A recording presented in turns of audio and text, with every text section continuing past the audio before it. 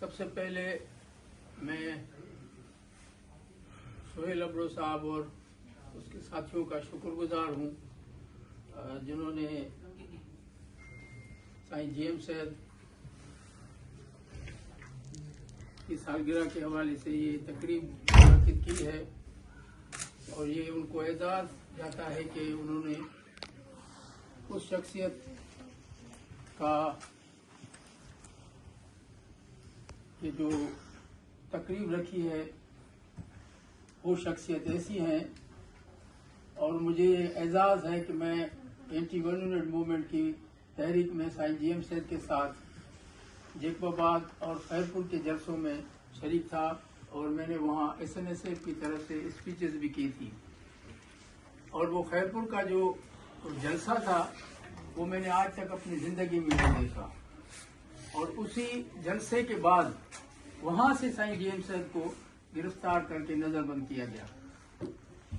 तो बहुत सारे लोग मुख्तलिफ चीज़ें कहते हैं कि भाई साईं जीएम सैयद इलेक्शन में खड़े हुए, वो फिर इलेक्शन जीत नहीं पाए, लेकिन आप सबको पता है कि पाकिस्तान में इलेक्शंस कौन कराता है और कौन ही जितवाता है और कौन रिजल्ट जो है वो मेंटेन करता है। ये तो आलम आश्कार बात है। जो अभी इलेक्शन हुए हैं या इससे पहले एक उनसे गलती हुई थी, 70 के इलेक्शन जो उन्होंने करवाए थे, लेकिन उनके भी नतायज उन्होंने कबूल नहीं किए।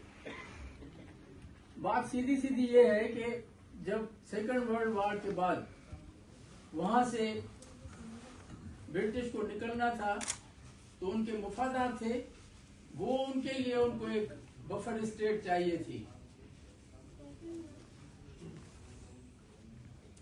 अंग्रेजों की फौज में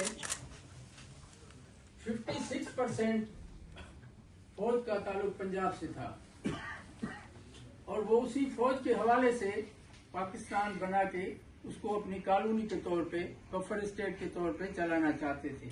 लेकिन उनको एक पॉलिटिकल सिस्टम चाहिए था जिसके जरिए वो पाकिस्तान बना सके। मोहम्मद अली जिन्ना, फिर उसके बाद लियाकत अली खान, जिस तरह उनका जो है वो उनकी मौत वाक़ई हुई वो भी आपको सबको पता है, उसमें जाने की ज़रूरत भी नहीं है कि गवर्नर जनरल जो कराची एयरपोर्ट पे उतरता है और फिर उसको एम्बुलेंस भी नहीं मुहैया होती कि वो एम्बुलेंस में ही जो है वो मक्खियों की उस भुनकार में जो है वो फौत हो जाता है। तो ये उसी वक्त से लेके आज तक वही कुव्वत जो है वो पाकिस्तान पे काबिज है। अवाम के पैसे पे जो भी बजट बनती है वो ले जाते हैं और उसी के बाद उनकी ये सियासत है कि लोगों को आपस में लड़ाओ। जैसे अंग्रेजों ने वहां पर हिंदू मुसलमान को लड़ाया। आपने एक फिल्म है, इंडिया की बहुत पुरानी फिल्म है, तमस नाम है उसका, उसमें उन्होंने मुस्लिम लीग, कांग्रेस और अंग्रेज, इनकी पॉलिटिक्स जो है ना वो उसकी इर्द गिर्द उन्होंने वो फिल्म बनाई है। फिर आगे चल के इंडिया में उस पर बैन भी हो गई, तमस नाम है उसका। उसमें वो दिखाते हैं कि ओमपुरी जो है वो कासाई होता है, उसको कहते हैं कि भाई एक जो है वो सुअर काट के मस्जिद में फेंक के आते हैं, वो फेंक के आते हैं और जो है वो गाय जो है वो काट के मंदिर में फेंक के आते हैं। तो जाहिर है कि अब ये दोनों चीजें ऐसी जज्बाती थी कि वहां से ही झगड़ा जो है वो शुरू हो गया। तो वही पॉलिटिक्स पाकिस्तान बनने के बाद यही राइज की गई। सिंध में जो लोग असल बाशिंदे हैं उनको लड़ाया गया, क्योंकि ये हकीकत है कि भाई जो भी सरजमीन है जिनकी है वो सदियों से उसके मालिक हैं। अब पश्तून है, वहां पर भी मुख्तलिफ ग्रुप बना के वो जो एक इख्तिलाफ है वो पैदा किया गया। बलूचिस्तान में भी एक ऐसी लीडरशिप पैदा की गई है जो हुक्मरान भी है और जो वतन के लिए स्ट्रगल कर रहे हैं वो उनकी नजर में गद्दार बनाए गए हैं हुकूमत की मीडिया के तौर पे। तो ये चीजें जो है वो शुरू से ही सादिक और जाफर पैदा किए गए हैं हर तबके में। ऐसा नहीं है कि सिर्फ जो है वो एक तबका है, सिंध में वडेरे पैदा किए गए जो अब भी हुक्मरान हैं। MQM में ऐसे लोग पैदा किए गए मुहाजिरों में जिन्होंने जो है वो सिंधियों को जो है वो बुरा भला कहा, और सिंधियों में ऐसे लोग पैदा किए गए जो उनको बुरा भला कहें। असल मकसद ये है कि तोपों का मुंह जो है वो जो असल दुश्मन है दोनों के उसकी तरफ न जाए। बिकने वाले लोग तो हर कौम में होते हैं, ये तो सदियों हजारों सालों से ये हिस्ट्री चली आ रही है। अब इमाम हुसैन अलैहिस्सलाम से लेके देखें तो उनको भी कत्ल करने वाले मुसलमान ही थे ना, शहीद करने वाले।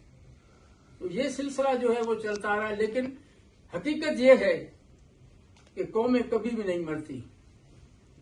ये मेरा ईमान है कि जो कौमें हैं जिनको ये खत्म करने के लिए जितना भी असला बारूद इस्तेमाल कर रहे हैं, लेकिन कौमों को ये खत्म नहीं कर सकते।